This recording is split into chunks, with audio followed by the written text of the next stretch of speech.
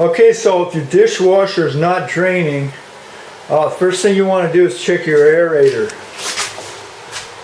or the anti-siphon. You can unscrew this, check for any debris inside there. Make sure it's clean in there and flows freely.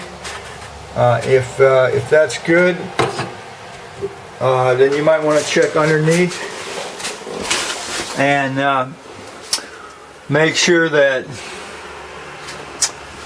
this pipe here coming from the dishwasher is not clogged up, and this pipe here that goes from the aerator to the disposal or the drain is not plugged up.